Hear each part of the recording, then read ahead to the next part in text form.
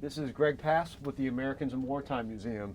Today's date is February the 22nd, 2021, and we're at the VFW near Woodstock, and I am with Fred Evans. Fred, can you give us your full name and where you were born?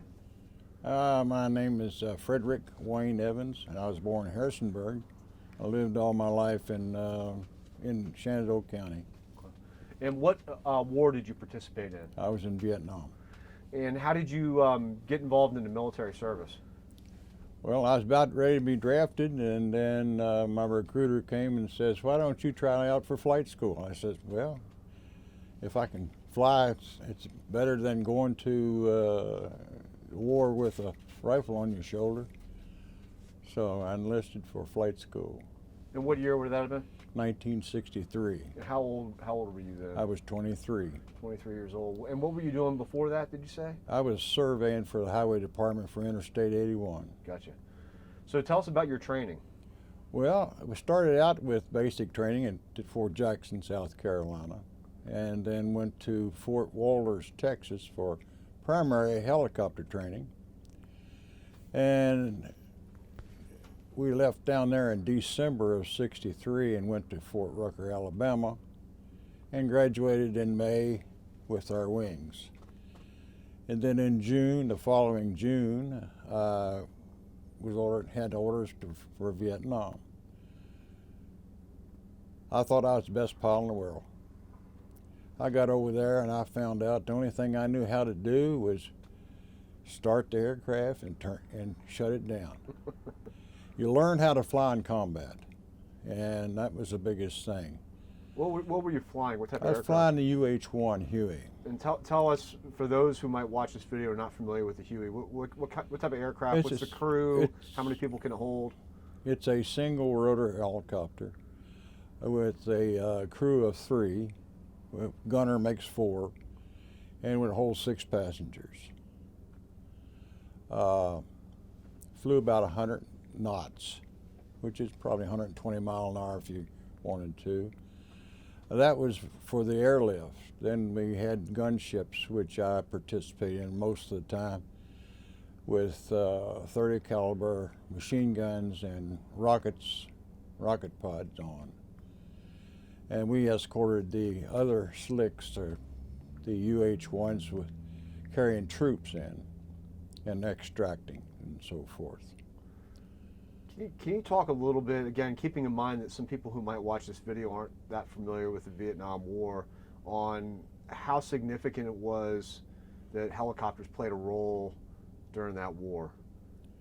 It wouldn't have been for helicopters, we wouldn't have survived as long as we did, because of air power and getting troops at in locations that they couldn't get there by vehicle because it was so muddy and sloppy, and there wasn't no roads other than some main roads, and most of those were mined.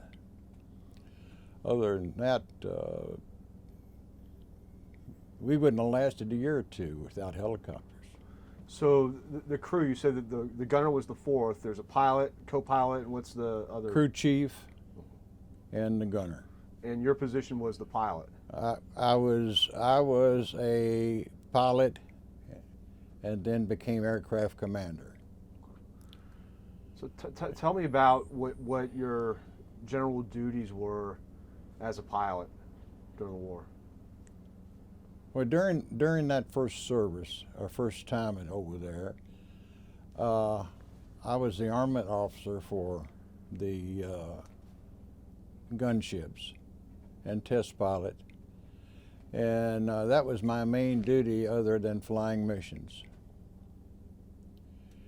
which I had 500 and some odd combat missions. I have no idea how many air medals I got that first time, but it was a bunch. But at that time, it was an influx of other pilots and companies, and there were people being traded back and forth between companies. You know, the pilots were. I was fortunate enough to stay in the 120th Aviation Company, which was called the Deans, and the gunship platoon was called the Razorbacks. And it just so happened that our platoon leader was from Arkansas. So it was quite neat to have someone, you know, that was familiar with the Razorback itself. And I'm sorry I missed it. What year was your first tour? I went over in June of '64 and come back in June of '65, 1964 and 5. And what are your memories of when you first got to Vietnam in June? What was the weather like? What was your first impression of the country? It was hot, it was sweaty, and didn't smell very well. Did you fly there? I flew over on commercial aircraft. And whereabouts were you stationed on your first tour? I was stationed in Saigon itself, at the airfield there, Tan Son Nhut. So, tell us a little bit about either your first mission or the first of many missions that you realized that this is the real deal. You mentioned that you thought you knew it all until you got there. What point was it you realized, hey, I don't know it all, and this is the real deal? The first day, I was hustled into an aircraft to go on a lift, and I made it just a simple school takeoff like we was taught. And my aircraft commander says that you could get us killed taking off like this, and I'll show you how to fly in Vietnam. And it's you more or less throw the book away because it's nothing to do with what the school teaches you. You make a fast approach, you make a fast getaway. We was never taught that. It was always a nice slow takeoff and a slow approach. Well, that's how you get shot. But you can make things fast. Very interesting. Were you quick to learn the real ways of doing it?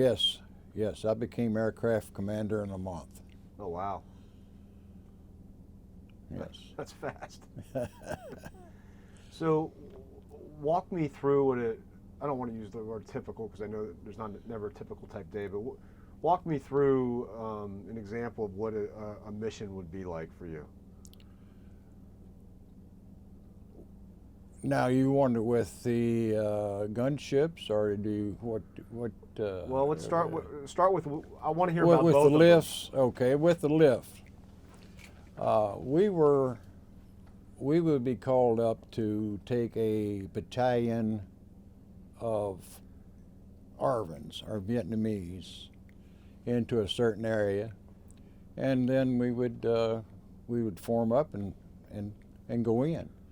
There would be gunships and artillery that would possibly prep the area before we ever got there, and we'd drop them off and leave. Sometimes we came back and got them a day later, 2-3 days later, and they hadn't even moved. Or we picked them up in retreat. They were losing a lot of people. So the enemy was very strong. It was very strong. I can remember when I was with the gunships, we made 100 helicopter lift. We had 5 UH-1 companies, different companies, with their lift ships and our gunships. And there was one helicopter shot down, and it was a Vietnamese helicopter. It had all the leaders on board. They're all their leaders, which you never have your leaders on board, all of them together. Killed every one of them. Next day we went in and picked them all up and took them back to the unit. back to where we picked them up to start with. So, you know, it's, you have things like that. What it was the Vietnamese or the Viet Cong waited till the last ship come in. They knew exactly where the commanders were. Never fired on anybody. They were in a pillbox that was underneath a thatched roof, and it opened up with a 50 caliber, and boom. We attacked this thing, and the rockets and the bullets were flying everywhere, except it didn't. Once some of the troops got around to getting to that bunker, it was a big tunnel, and they weren't going in that tunnel. So, but they could dig real fast. What kind of weapon systems did they have on the gunships? Our gunships, we had 30 caliber machine guns, 7.62 machine guns, and rockets. We would have 10 rockets per pod, 2 pods, 1 on each side. And we could salvo the rockets, and we could push them off one at a time.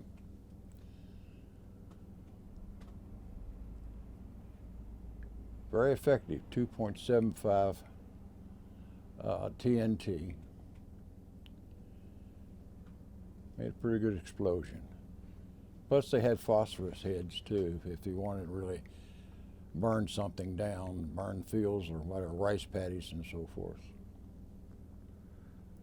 So you had 2 tours, is that correct? That's correct. When was the second tour? Second tour was July of '67 through July of '68. And was that pretty much the same assignments that you had on the second tour as well? The second tour was in CH-47 Chinook helicopter.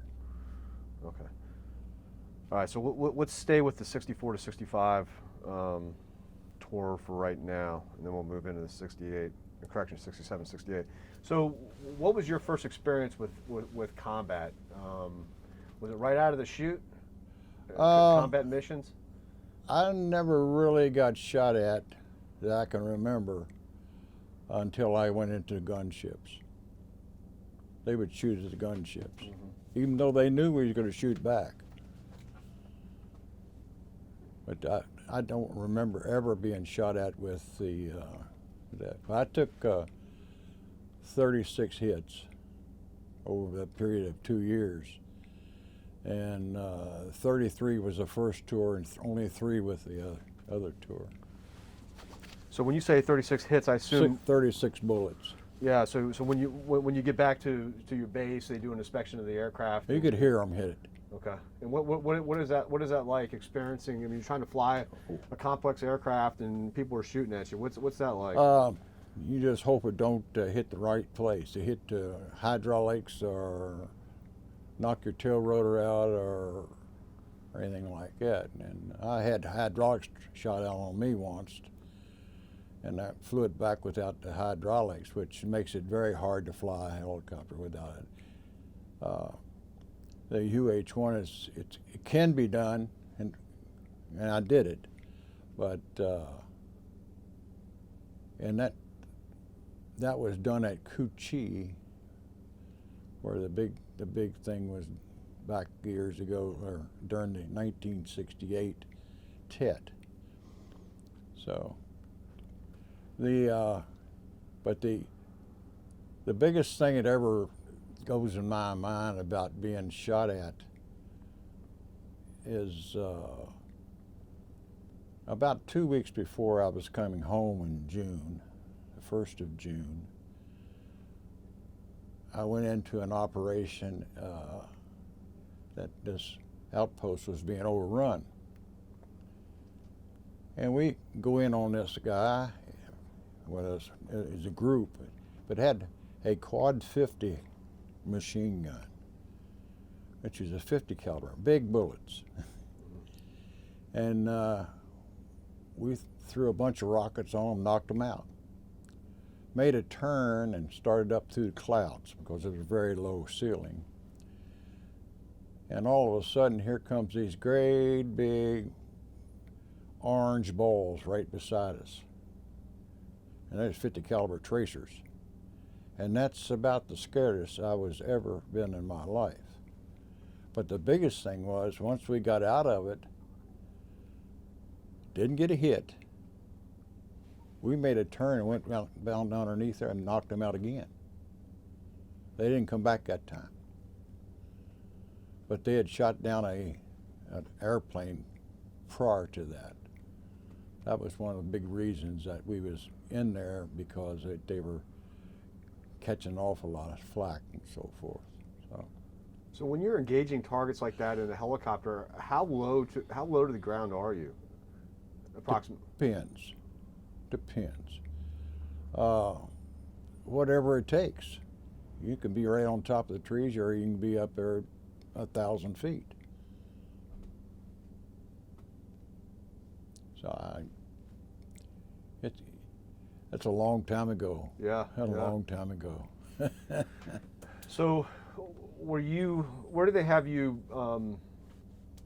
Where were you laying your head at night? Were you guys in buildings? Were you in tents? We was in billets. And then we moved to out of the billets on Tonsonute into a walled complex outside. And of course we had guards and everything else, and we had individual 2-man rooms with showers. And believe me, you needed it. It was hot, very hot, and dusty, and dirty, smelly. Get any chance of taking any USO shows? Yes, I flew. Just so happened to fly Bob. Hope. Yeah, Bob Hope. Did you really? On one mission, yes. Really? Yeah. That's cool. Yeah. The second tour, I flew him again too. Yeah. And the Chinooks. Yeah. He was cool. I got some pictures of him and some slides and stuff, and he's a very nice guy, really nice. Were you married at this time? Yes. And how'd you keep in contact with your wife? By phone and letter. You could call once in a while, but it didn't last long enough because of communications was very, very bad at that time. And you couldn't say anything. You always had to end everything with over and all this. So I'd call about once a month if I could. And I wrote a letter maybe twice a week. Did you do a lot of medical evacuations? I did none, other than if it was an emergency. And I was just so happened to be there. I picked up a friend of mine that was dead.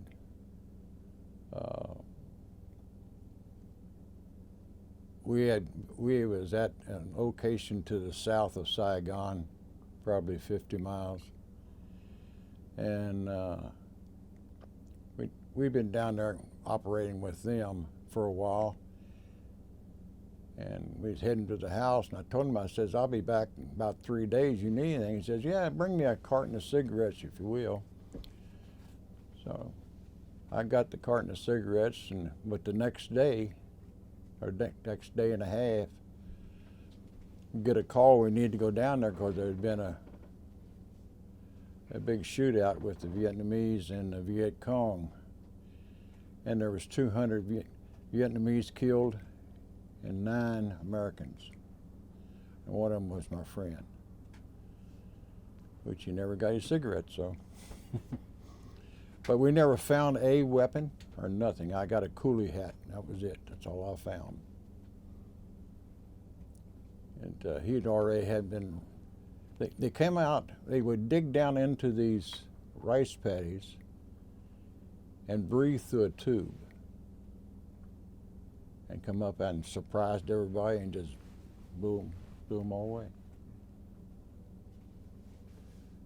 So Do you remember your homecoming from the first deployment? How did that go? No problem. No problem. I had no problems whatsoever. I never saw anybody doing a spitting or anything like this. I never got it. So, and of course, I didn't mess around too much around. You know, I'd get off the airplane, I'd go to the airport and catch a civilian flight, and then I'd be home. But Edinburgh was always people always welcomed me home with open arms. See, I was the first person to fly helicopters in Shenandoah County. And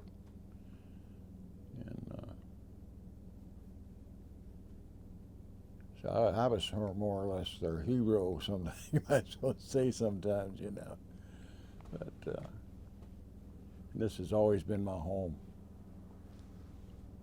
How'd you end up doing a second tour? Was that a volunteer thing, or? Yeah, I had a decision to make in '67, either get out of the service or stay in. And my wife at the time says, well, it's up to you. We had one child at that time. I said, well, you know, I like to fly, and I like what I'm doing. So I put in to stay in, to go stay active, and it was approved. And at the same time, when I got those orders that I've been approved for that, I got orders to go back to Vietnam with a transition into the CH-47.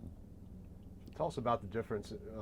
That's a totally different type of aircraft. Yes, it's a different type of aircraft. It's got two rotors, one in the back, one in the front, overhead rotors.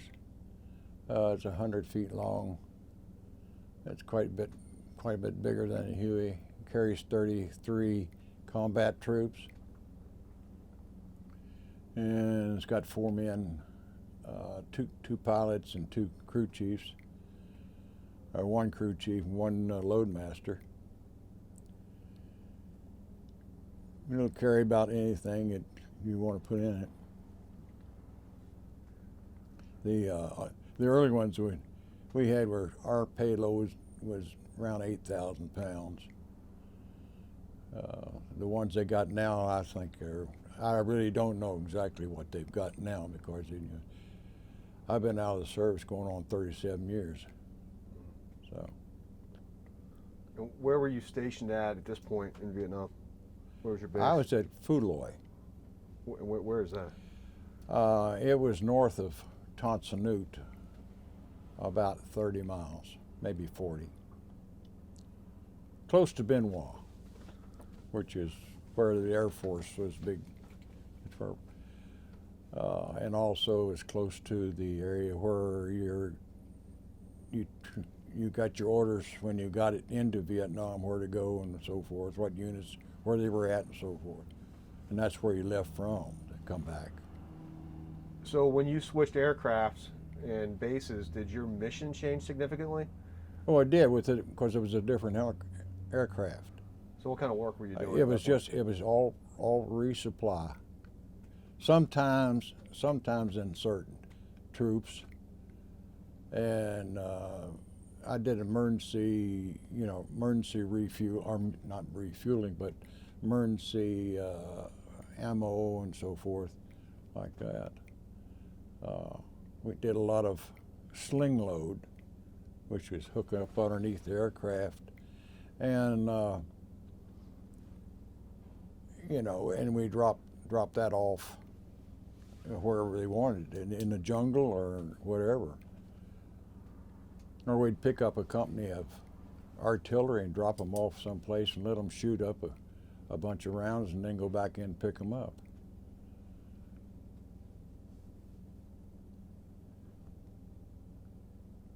I got Distinguished Flying Cross over there at one morning. I was about 3 o'clock in the morning. They woke me up and says, you got to make this emergency haul into a base that's being overrun. I said, why are you doing to send me, a Chinook?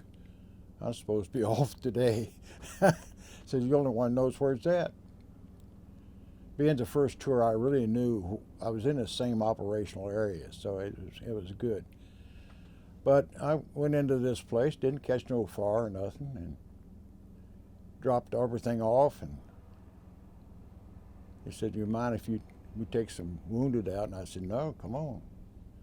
Well, about the time they started loading the wounded, the mortar rounds started falling. Well, they got it on there. We didn't get hit. Took off, and we caught everything that you could shoot at us. I mean, never got hit either. But all they could see was, or hear us, because I turned all the lights off, outside lights, our beacons, everything was off, and took off. Took them to Saigon, to the hospitals down there, and then went. I didn't know anything about it. Just went on back and doing normal business. And of course, I finished my tour out, and there wasn't nothing, any really thing that really was too much after that. Although I will say, another scary time over there was we were supposed to have our guard radio on all the time, and for some reason or other, we didn't have a radio on. Well, the B-52s were bombing, and they come over the guard frequency and always tell us where they're going to drop their load at. Well, we was flying out across the jungle there, about 3,000 feet, and all of a sudden the aircraft makes a great big jump and says, "What the heck's going on?" Well, we look around, and here's these bombs coming down beside us. Front of us, everything. Man, we made a turn and got out of them real quick. Now, how we didn't get hit, I don't know. The good Lord rode with me the whole time. But, you know, to be in the middle of a arc light, what they called it, of 3 or 4 B-52s dropping 500-pound bombs, it's quite something. That was a scary one. I bet. That was a scary one. But that was before that mission into that night to drop that ammo off to that outfit. And then when I got back to the States, I was assigned to Texas, to Fort Hood, Texas. And about 60 days, 90 days after I was there, they called me up and says, "We're going to have awards and decoration party or ceremony, and you're getting a medal." I said, "What am I getting a medal for?"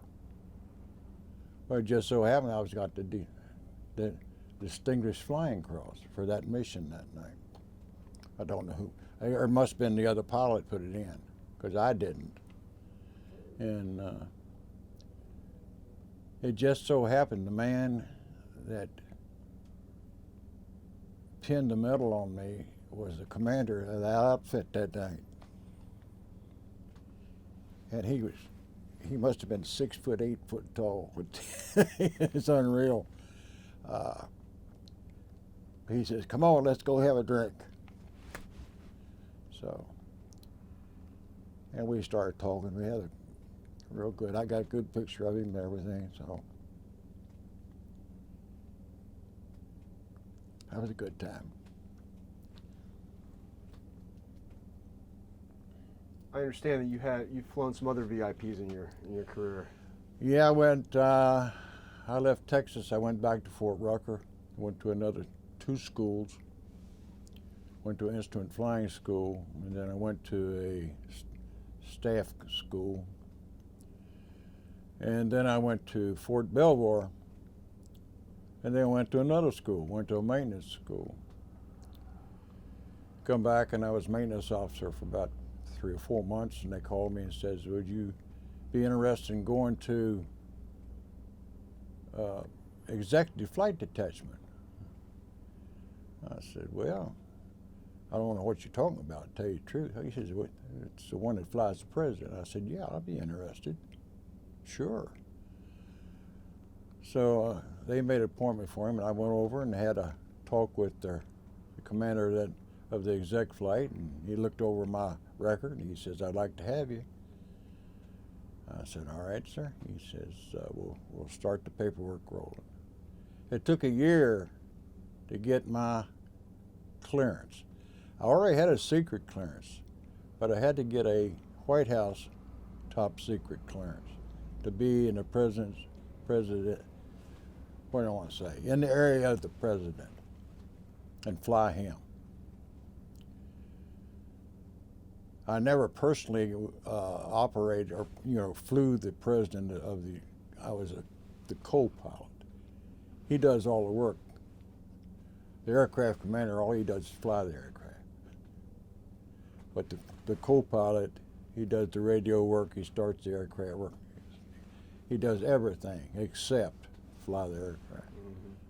So, and there was only 5 in the outfit that flew the president.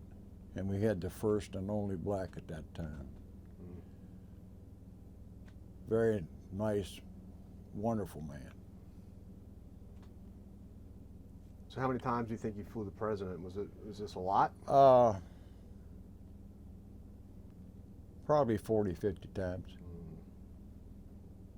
Every time he'd come up into the cockpit, he would say, hi, Fred, how are you? How's Nancy? And how's your kids? And so forth like this. And it really struck me as being funny. How did he know that?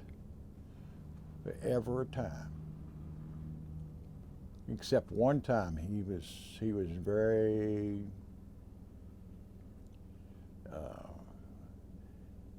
he had something on his mind that he was really worried about. So I don't remember exactly what it was or anything like this, but. And what year was this? What president would this have been? This have been Nixon? Richard Nixon. Mm-hmm. I went in and went to, they started the paperwork in September of 70. And I went to the exec flight in 71 and left in 73, 2 years later. I was gone a lot. I needed my family more. Mm-hmm. So I went right back to what I was doing, just the opposite side of the runway to where the exec flight was. What kind of aircraft were you flying the president in? The H-3s, the same ones that are flying right now. Really? Same ones. Except the ones they got now are, very much updated, better radios and engines and everything. Mm-hmm. So how many years total did you serve? That's 21 years in the service. I flew multiple generals. I taught General John R. Dean how to fly. I flew Melvin Zace quite a bit. He was a pilot. He could fly. And Black Jack Norton. He lived right up here at Basie for a long time, and I got to know him very well. I flew the Secretary of the Army. I flew him for 2 years. He wouldn't fly with anybody else. In fact, I brought him into our VFW post here for a Lolly Day party back in April of 21st, 1981. April 21st. Everybody thought they were waving at him when we landed up here at the school. It just so happened that he found out that everybody was waving at me. Hometown boy makes good. And then I went to, after that I went to Panama. Spent 3 years down there, and Secretary Marsh came down and I flew him. And the general says, I understand you know Mr. Evans. He says, oh yes, he's been flying me for years now. Well, about in a week and a half, 2 weeks later, I was the commanding general's pilot for the next year and a half. And then that's when I decided that it was time for me to hang my wings up and tell my grandchildren about it. And don't look back. Enjoyed every minute of it. Do any flying at all in I civilian life? I have not touched the controls of any airplane or helicopter since. No. Would you say that overall you found your career in the military to be rewarding? Very much. Very much. Of course, you know, we didn't make much money. Even as a W-4, we didn't make much money. If we might make $25,000 a year. You know, it was nothing. But the biggest thing is you had a house. You had everything except you paid for your phone. Everything else was taken care of. If you lived off post, they gave you subsistence to help you take care of your rent, or if you was buying a house or whatever. But right now, retirement, you know, at 21 years, what I had, it was a shock when I got my first paycheck. A real shock. My house payment that I bought was more than what my take-home pay was. So I would suggest people staying as long as they can. Of course, they make more money now. I don't know the exact figures, but I know it's a lot more than what I made. I made $78 a month. A lot of money. That's a lot, right? I had money left over. So you're going to get a copy of this video, and we'll keep a copy at the museum. And at some point in time, maybe one of your great-great-great-grandkids might take a look at the video. What would you want them to know about your service to your country? Most of them know a lot about my service in the country. They ask me questions all the time, and I don't hold back. I don't hold back.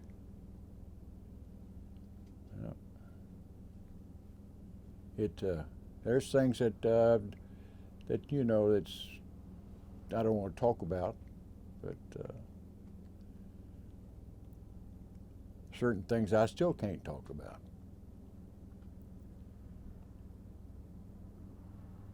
The president was fun to fly. A lot of fun. He's at Key Biscayne, California, in San Clemente. It was a lot of fun. And we'd fly helicopters all the way out there and fly them home. They didn't go on 141s like they do now, or C-5s.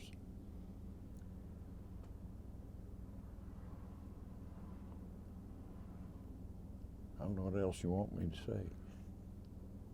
One last question for you. Okay. What advice would you give to a young man or a young woman who is about to start their career in the military? What advice would you give them? Find you a good job in there and stay with it. I've got a grandson that's in the Navy. He's been in 3 years now. He's in the submarines. He's already an E5, or going to be an E5, and he's in IT, which is